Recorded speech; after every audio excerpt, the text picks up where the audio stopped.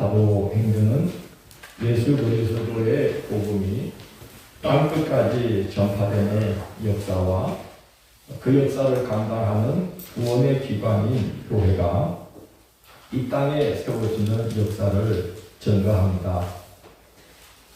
지금으로부터 2000년 전 유대 땅 예루살렘에서 매우 적은 수의 사람들로부터 시작된 복음의 역사, 교회의 역사가 2000년이 지난 지금까지 이어지며 온 세계로 퍼져나가 이웃 말리 멀리 떨어진 우리에게까지 전해져서 오늘 우리가 이렇게 하나님께서 예수 그리스도를 통해 우리에게 베푸신 은혜를 기념하고 경배하며 예배를 드리고 있으니 참 놀라운 역사입니다.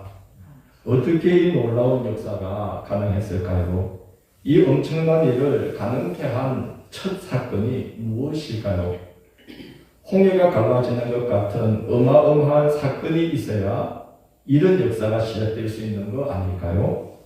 그런데 사도행전은 의외의 일이 그 계기가 되었다고 말합니다. 1장 4절을 보면 예수님이 사도들과 예수님을 따르던 무리들에게 한 가지 분부를 하십니다. 예루살렘을 떠나지 말고 내게서 들은 바 아버지께서 약속하신 것을 기다리라고 당부하십니다. 그리고 약속하시기를 몇 날이 못되어 성령으로 세례를 받으리라. 오직 성령이 너희에게 임하시면 너희가 권능을 받고 예루살렘과 온 유대와 사마리아와 땅끝까지 이르러 내 증인이 되리라고 말씀하십니다. 그러니까 아버지께서 약속하신 것은 성령이 임하는 것이죠. 그러나 예루살렘을 떠나지 말라는 분부는 받들기 어려운 분부입니다. 예루살렘은 예수님을 십자가에 못 박아 죽인 세력들이 권세를 쥐고 있는 곳입니다. 그들이 얼마나 두려웠으면 제자들 중 몇천 예루살렘을 급히 빠져나가서 엠마오라는 동네로 도망을 갔고 베드로를 비롯한 7 제자들은 더 멀리 갈릴리로 돌아갔습니다. 부활하신 예수님을 만난 후 그들은 다시 예루살렘으로 돌아왔지만 유대교 당국자들이 두려워서 다락방에 문들을 다 걸어닫고 숨어 지냈습니다. 그런데 예수님은 그들에게 예루살렘을 떠나지 말라고 당부를 했으니 그 말씀을 받들기가 얼마나 힘들었겠습니까? 더군다나 언제라고 딱 부러지게 말씀하시지 않고 아버지께서 약속하신 것이 있으니까 그걸 기다리라고 하셨어요. 그러니까 참 힘든 부탁을 하신 겁니다. 사람이 감당하기 제일 힘든 것 중에 하나가 기약 없이 기다리는 것입니다. 그래서 성경을 보면 하나님께서 썰만한 믿음의 사람을 세우실 때 거의 대부분 소망 중에 기다리는 훈련을 시키시는 것을 볼 수 있습니다. 물로 세상을 심판하실 때 노아에게 배를 만들라 그러지 않고 하나님은 방주를 만들라고 하십니다. 방주는 노도, 키도, 돛도 없는 거대한 나무 상자입니다. 하나님의 이끄심에 맡기고 기다리는 것 외에는 아무것도 할 수 없습니다. 그 광경을 보면 노아가 하는 건 오로지 기다리는 겁니다. 40일 동안 폭우가 쏟아지고 땅이 터질 때에도 기다리는 것이요. 150일 동안 물이 빠져나가는 그 시간도 기다리는 것이요. 물이 다 빠진 것 같은데도 창을 열기까지 또 40일을 더 기다리고 창을 연 다음에는 까마귀를 보내어 땅이 말랐나 확인하고 또 기다리고 또 비둘기를 내보내어서 또 기다리고 또 비둘기가 그냥 돌아오니까 땅이 덜 만났나 보다. 그리고 또 기다렸다가 비둘기를 또 내어봅니다. 그 비둘기가 감람나무 잎사귀를 물고 들어오니까 이제 땅이 좀 말랐나 보다. 그러나 즉시 문을 열고 나가지 않고 하나님께서 이제 내 방주에서 나오라고 명하실 때까지 또 기다렸다가 비로소 하나님의 명을 받던 후에 노아는 방주 밖으로 나옵니다. 그 기다림이 얼마나 힘들었을까요?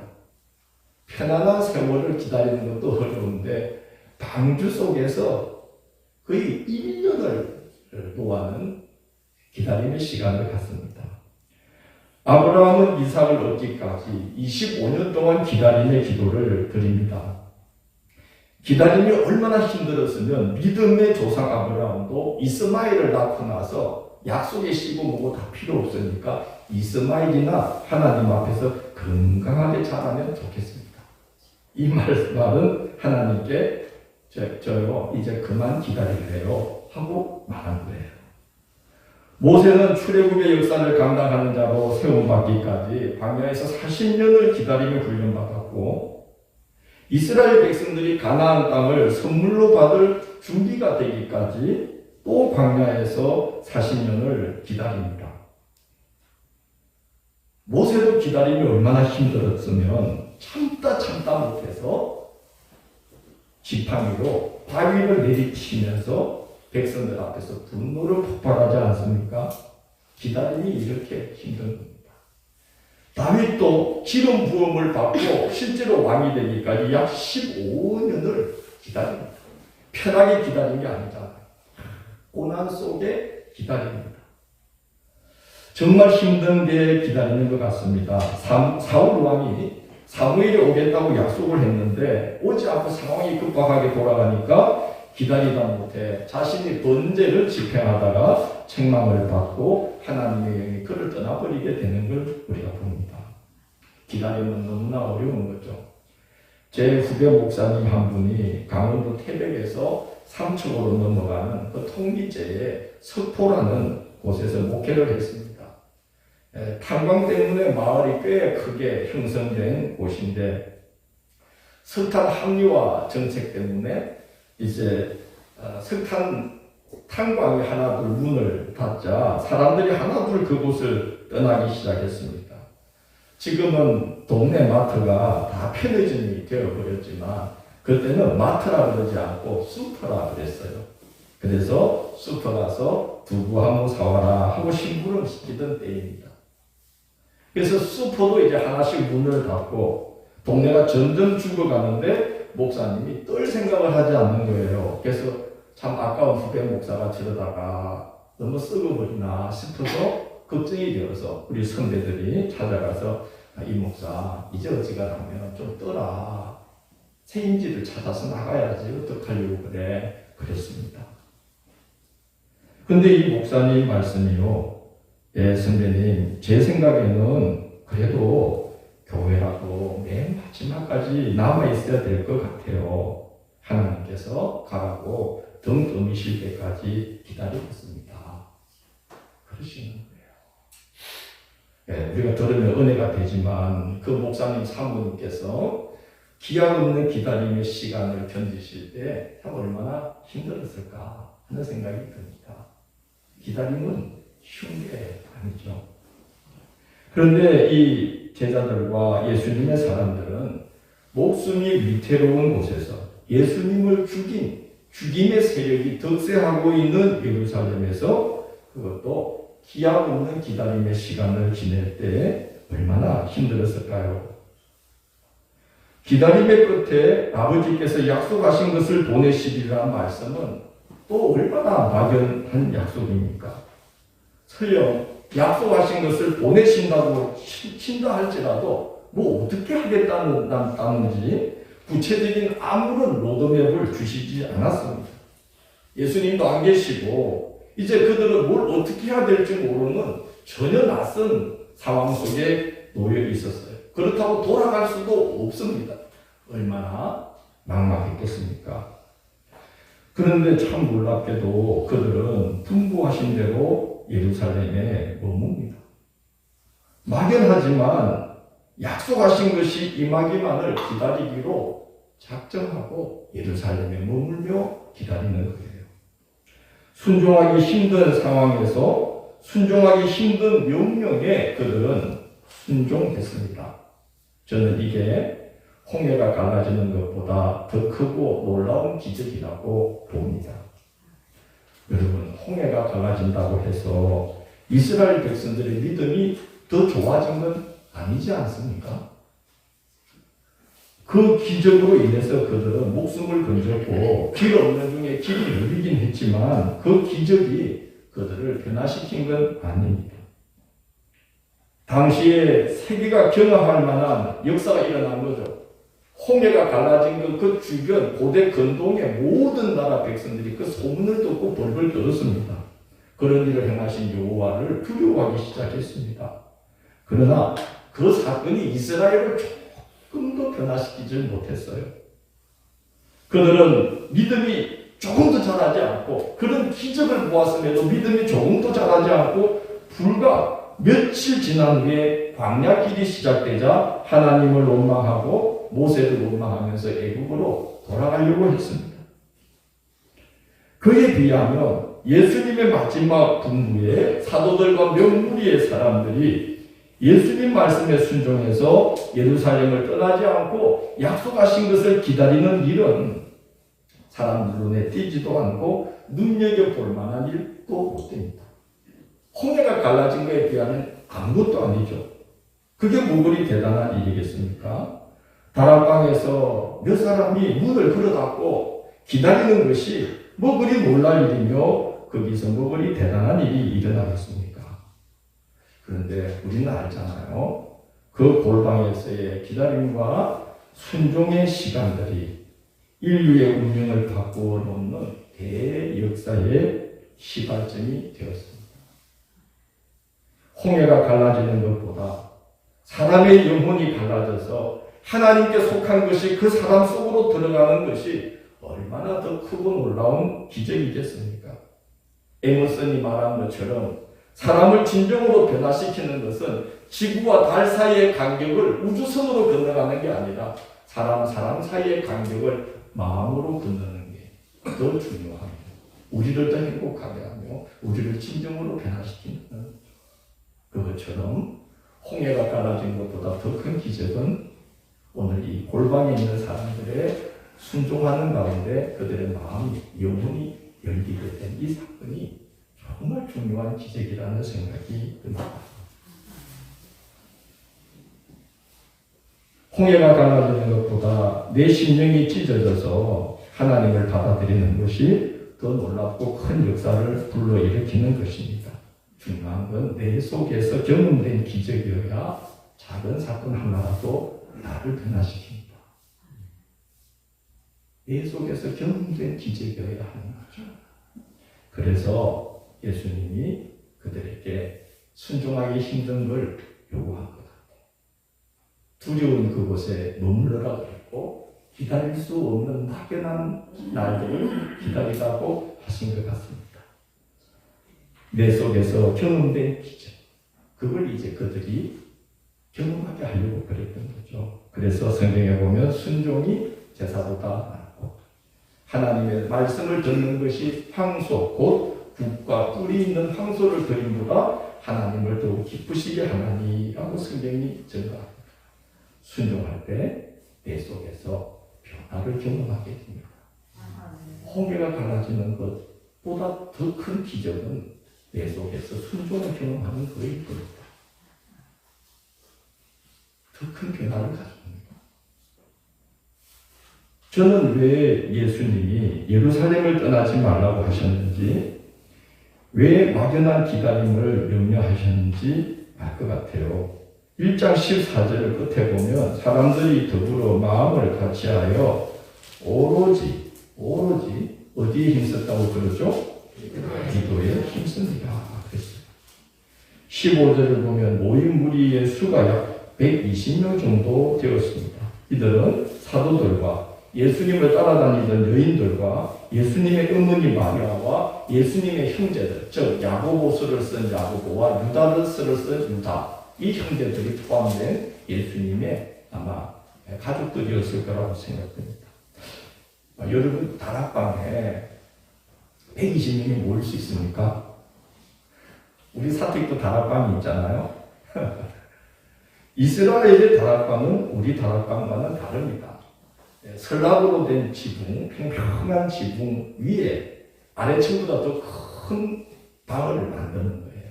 그래서 거기서 식구들 거실로도 쓰고 손님 오면 손님 영접하고 잔치나 절기가 되면 거기 친지들이 모여서 연회를 베풀고 또는 시간이 되면 거기서 기도도 하고 그런 곳이 바로 다락방입니다. 이게 큰 공간이죠. 120명의 사람들이 거기 모여서 문을 걸어닫고 함께 지냈던 겁니다. 예수님 명령을 순종하려고 예루살렘 떠나지 않고 어느 다락방에서 문을 걸어닫고 예수님이 말씀하신 바 아버지께서 약속하신 것이 오기를 그들은 무작정 이제 기다리고 있었던 거예요. 여러분, 그들이 다락방에서 문을 걸어닫고 할 수 있는 게 뭐가 있을까요? 예수님을 죽인 세력들이 활개치는 예루살렘을 떠나지 않고 머물러 있자니 그들의 심령이 어땠을까요? 얼마나 불안했을까요? 불안을 넘어서 공포에 휩싸이기도 했을 겁니다. 그리고 앞날이 막막한 중에 앞으로 뭘 어찌해야 될지 모르는 상황에서 얼마나 답답하고 막연했을까요? 답답함, 불안, 공포, 막막함 이런 시간들을 그들이 모여서 무엇으로 이겨낼 수가 있었겠습니까? 여러분도 이만큼 살아오시는 중에 그런 시간들이 있었을 겁니다. 저도 있었습니다. 사실 목회라는 것은 그런 상황의 연속입니다. 답답함, 불안, 공포, 막막함 답이 없는 게 목회고 답이 없는 게 교회가 가는 길이잖아요. 어떤 일이 어떻게 일어날지 몰라요. 그래서 저는 늘 후배 목사님들 보고 야, 목회는 생물이야. 어느 누가 정치는 생물이라고 앞으로 한 달 사이에 정국이 어떻게 변화될지 모른다고 그러는데 요즘 보면 재미있죠. 정치는 생물이다. 교회도 생물이죠. 평화로운 것 같다가 갑자기 막 태풍이 불기도 하고 그죠? 늘 순종하던 것 같은 성도님이 어느 날 갑자기 이상해지는 것 같고 이게 생물이잖아요. 목회가 그런 상황의 연속입니다만은 저도 목회하다가 한 3년 정도 쉬어봤어요. 남들 다 간다는 유학을 저도 가고 싶어가지고 부목사를 하면서는 도저히 시간이 안 되어서 교회에다가 이제 사표를 냈죠. 목사는 사표 내니까요 집키 반납하고 차키 반납하고 목사님 내려놓고 아무것도 없어요. 야, 그게 목회더라고요. 그냥 사표를 내는 순간 다 반납하는 거예요. 어제 한결이 완룸에 짐 옮겨주느라고 그제 올라가서 그제 오후에 올라가가지고 하늘이 방에 있는 짐까지 한결이 짐까지 다 해서 이제 어제 아침에 이제 상도동 쪽으로 갔어요. 그 강남은 워낙 요즘 집값이 비싸서 완룸을 얻을 수가 없어요. 그래서 회사에서 좀 1시간 떨어진 신림 쪽으로 이제 집을 얻었는데 상도동 쪽 가는데 장성대기라는 곳이 있어요. 거기 아마 옛날에 장성이 이렇게 서 있었나 봐요. 상도동 장성대기를 넘는데 옛날 생각이 나는 겁니다. 제가 그때 유학 가보겠다고 사표 내고 식구들 다 처가에 보내놓고 방학간 딱 얻어서 지금 한겨울이 같은 그런 방이죠. 딱 얻어서 공부하던 곳이 장성대기 조금 멀리 보였습니다. 그때 마음이 얼마나 불안한지 가족을 둔 사람이 얼마나 앞날이 막연하고 답답한지 공포가 수시로 밀려오는 거예요. 밤에 잠이 들지 않으니까 수시로 깨요. 그러면 불 켜놓고 시편을 읽으면 마음이 좀 편해져요. 또 기도하면 마음이 좀 편안해져요. 그러면 또 자고 유학 준비 다 끝내놓고는 또 뭐 할 거 다 한 다음에는 시간이 남으니까 바로 그 제가 어제 봤던 그 상도동 뒷산 그 산 너머에는 이제 그 김영삼 대통령 상도동 파 사람들이 살아요. 좋은 동네. 산 이쪽 반대편에는 좀 어려운 분들이 살아요. 그 산에 올라가면 거기 이제 운동기구들이 있어요. 막 시간이 남으니까 어떻게 해요? 산에 올라가서 이렇게 가면 비슷한 사람들이 와 있어요. 업자분들이 왔어요. 서로 눈이서 딱 하면 장기투구에서 서울 가서 보고 있다가 또 장기투구 바둑투구에서는 또 여기서 바둑투구 또 어떤 분들은 이제 그 산에도 운동기구가 있어요. 우리 필봉산처럼. 그랬더니 운동도 하고 이러고 있다가 또 갑자기 막 공포가 밀려오는 거예요. 왜냐면 생활도 해야 되고 앞으로 이게 빨리빨리 진행이 돼야 되는데 자꾸 뭐 비자는 안 나오니까 막 막히니까 얼마나 이게 공포라는 게 한번 탁 밀려들면 사람이 주체를 할 수가 없어져요. 그럼 어떻게 해요? 산에 가서 막 두두근거리면 기도할 만한 조용하고 한적한 곳이 눈에 띄어요. 그럼 거기 가서 또 기도를 하고 있으면 마음이 편안해지는 거예요. 자연스럽게 이제 산기도를 하는 거예요. 하나님께서 더 지체되면 안 되겠다고 얘기하셨는지 목객길을 열어주시더라고요. 그런데 목객하면서도 문득문득 그 생각을 하면 우라가 이렇게 치밀어 오르면 아무것도 손에 잡히질 않아요. 아니 내일 설교를 준비해야 되는데 설교 준비가 안 되잖아요. 우라가 치밀어 오르고 상처가 덧나면 너무 힘든 거예요. 이걸 어떻게 할 수가 없어요. 뭐 마인드 컨트롤 이런 걸로는 안 되는 거예요. 어떻게 해요? 하나님 앞에 앉아서 제 심령을 정말 열어젖히고 제 속에 있는 걸 하나님 앞에 다 고하고 주님 이 상처를 씻어주셔야 됩니다. 마음을 붙들어 주셔야 제가 목회할 수 있지 않겠습니까? 이제 목회하겠다고 결심했으니까 목회할 수 있는 마음을 주세요. 그렇게 주님 앞에 앉아서 마음을 토로하면서 기도를 하면 마음이 좀 진정이 되죠. 또 바다를 갔다 산책을 하다가 또 갑자기 속에서 확 올라오면 주체가 안 되잖아요. 그러면 또 바닷가 솔밭에 앉아가지고 또 기도하는 거예요. 상도동 산에서 기도했대서 바닷가에서 한참 이렇게 기도하다 보면 또 하고 깊은 기도에 들어가면 파도 소리가 이렇게 속으로 슬슬 들어와요. 철썩. 마음이 이렇게 조용해지면서 또 위안을 얻고 또 힘을 얻고 매일매일 그렇게 기도를 하게 하시고 영성에 관련된 책을 그때 상당히 많이 읽게 되었어요. 그러면서 제 마음을 살 수 있는 시간도 갖고 이렇게 매일 기도 이 마음을 풀어내는 시간을 갖게 하시더니 세상에 이게 언제 어떻게 없어졌는지 모르겠어요. 우라라는 게 없어졌어요. 아멘 하시면 더 한데. 기적입니다. 사람 하나를 살리신 거예요, 하나님께서. 그때 상황은 우리 가족들밖에 몰라요. 아빠가 또 언제 폭발할까 두려워가지고. 저도 제 자신이 두려워서 자기 전에는 싱크대 위에 있는 칼들을 다 서랍 안에 넣어놓고 날카로워. 그렇게 사람이 힘들어져요.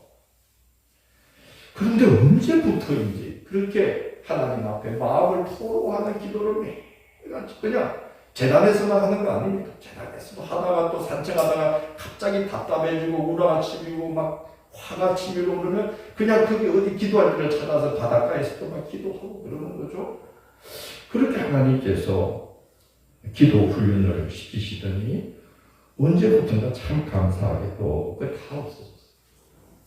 그냥 모든 게 감사해지고 그 어려운 시간을 함께 건너와준 가족들이 고맙고 또 뭔지 모르게 어설프고 불안해 보이는 목사를 따뜻한 사랑으로 품어주시고 기다려주시는 그 성도님들이 너무너무 감사한 거예요. 아마 저는 그 성도님들이 없었으면 그렇게 회복이 되기 어려웠을 것 같아요. 기다려주시는 거죠. 하나님께서 이후의 목회를 기도로 감당하게 하시려고 하나님께서 저를 막다른 골목에 집어넣으시고 하나님만을 의지하지 않고는 견딜 수 없는 날들을 걷게 하시는 것 같습니다. 여러분 막다른 길목에 서면요 기도할 수밖에 없고 기도 외에는 할 수 있는 것이 아무것도 없다는 걸 알게 되십니다. 그렇습니다. 다른 골목에 딱 서면요 사람이 기도 외에는 할 수 있는 게 없어요. 그리고 기도 밖에는 그걸 이겨낼 재간이 없어요. 그 답답함, 그 불안, 그 공포, 그 막연함, 그 분노 이거는 하나님 앞에서 몸부림치면서 기도하는 것 외에는 어떻게 나를 제어할 방법이 없는 거죠. 여러분 생각해 봅시다. 사도들과 120의 무리들은 지금 순종하기 힘든 상황에 순종했어요. 그 무시무시한 사람들이 애고싸고 있는 예루살렘을 지금 떠나지 않고 기다리고 있는 거예요. 그리고 거기 뭔 일이 일어날지 몰라요. 그들은 지금 새로운 상황에 들어간 거예요. 그들은 물고기 잡으러 다시 돌아갈 수도 없어요. 갈릴리에서부터 예수님을 3년 동안 따라온 유인들이 다시 자기 집으로 돌아갈 수가 없어요. 그들은 이미 가정으로 돌아가지, 가정이 깨어졌던 사람들이 출발할 때부터 이 사람들이 얼마나 지금 앞으로 뭘 어떻게 해야 될지 얼마나 막막했습니까? 얼마나 두려웠겠습니까? 바로 그 상황에서 그들이 골방에 문을 걸어닫고 할 수 있었던 게 뭐겠어요? 그 답답함, 그 불안, 그 공포, 그 막막함을 무엇으로 이겨내면서 기다릴 수가 있었겠습니까? 대답해 보세요. 기도예요. 기도 경험해 보시면 알아요. 기도하면 숨통이 좀 터요. 그러다고 확 치유되는 거 아니에요. 기도하면 숨통이 좀 터요. 기도하면 좀 견딜만해져요. 그런 시간들을 지나다 보면 어느 날 자유해지기도 해요. 제자들이 그들이 요한의 다락방으로 올라가 여자들과 예수의 어머니 마리아와 예수의 아우들과 더불어 마음을 같이하여 오로지 기도에 힘쓰더라. 이 오로지라는 말이 왜 있겠어요? 그들이 지금 뭐밖에 할 수 없다는 거죠? 기도 외에는 할 수 있는 게 아무것도 없었다. 하나님께서 그들을 그런 상황에 집어넣으시고 기도하게 하신 거죠.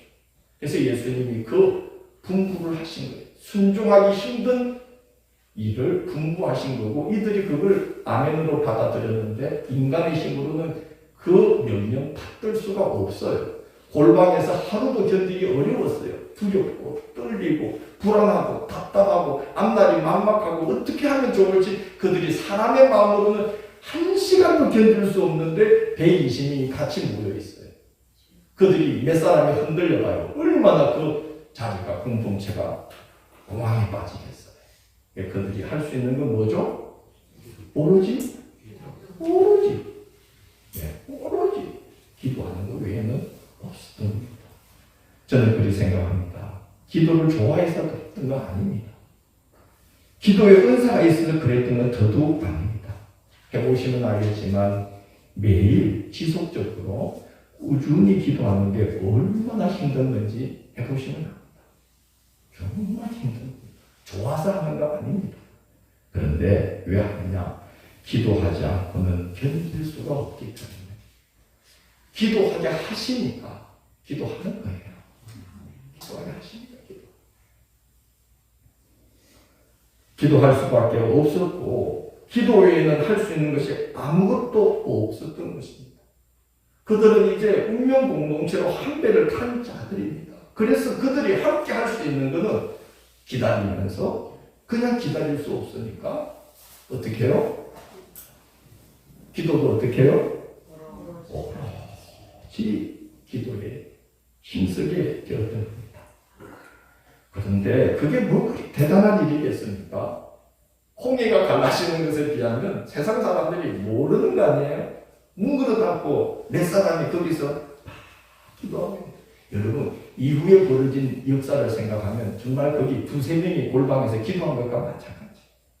무슨 일이 거기서 대단한 역사가 일어날 게 뭐가 있습니까? 힘없는 자들이, 공포에 떠는 자들이, 앞날을 어떻게 살아가야 될지 아무런 로드맵도 가지지 않은 자들이 정말 막연하고 막막하게 하나님께서 인도해 주시기만 하면 기다릴 수밖에 없는 사람들이 거기 골방에서 120명이 그냥 기도하면서 하루하루를 지내게 된 건데 그게 뭐 그리 대단한 일이겠습니까? 그러나 그 골방의 기도가 시간이 지나면서 놀라운 역사, 인류의 역사를 바꾸는 이 땅에 하나님의 구원의 역사를 일으키는 구원의 기관인 교회가 세워지는 시발점이 되었다는 거죠. 아무도 눈여겨보지 않는, 대수롭지 않은 그 자리에서 그런 놀라운 역사가 시작되었다는 겁니다. 여러분, 우리에게 필요한 시간들이 저는 그런 시간일 거라고 봅니다. 한 해를 시작합니다. 우리 교회에 우리가 공동체적으로 필요한 게 그거 아닐까요? 오로지 기도에 힘쓰는 거죠. 여러분 교회가 연결되신다면 그렇게 기도를 해주시기를 부탁드립니다. 그 외에는 기도 없습니다. 말로 되는 게 아니지 않습니까? 사람 변화가 어떻게 말로 되겠습니까? 몇 마디 공연으로 어떻게 되겠습니까? 그 사람이 이렇게 변화돼야 돼. 그렇게 말한다고 그게 되겠습니까? 오로지 기도 외에는 안 되는 거죠. 요즘은 자녀들도 그럴 겁니다. 저 녀석이 언제 사람 때문에나 걱정한다고 되는 게 아니지 않을까요? 걔를 위해서 여러분이 정말 오로지 기도에 힘쓰면서 기도 뒷바라지를 해주셔야만 되는 겁니다. 그러면 막연해 보이는 일 같지만 오늘 보십시오. 막연해 보이는 거 하지 않았습니까? 골방에 문을 걸어닫고 기다리면서 기도하는 게 뭔 대책이겠어요? 근데 그거 이상의 대책이 없었죠. 그들로서는 상상도 못한 일을 하나님이 행하시면서 뭘 어떻게 해야 될지 몰랐던 그 사람들이 이 땅에 교회를 세우는 첫 사람들이 되도록 하나님이 역사를 시작하십니다. 여러분 그걸 우리는 경험해야 됩니다. 우리가 그 주인공들이 다시 되어야만 합니다. 내 아버지께서 약속하신 것을 기다리라. 그 기다림을 갖고 우리는 주님 앞에 매달리며 기도해야만 됩니다. 세상 사람들은 대단하지 않고 교회에 무슨 프로그램이 필요해요. 저는 아무것도 필요 없다고 봅니다. 그걸 하면 되는 겁니다. 우리 저마다 함께 또 각 개인이 수시로 주님의 전을 떠나들면서 주님 앞에 매달려 불쌍히 여겨달라. 그럴 때 가정마다 놀라운 역사가 열리기 시작하고 우리 교회가 놀라운 일들을 경험하는 교회가 됩니다. 초대교회처럼 그렇게 쓰임받는 교회고 주님이 영향 있게 세워주실 거라고 믿어요.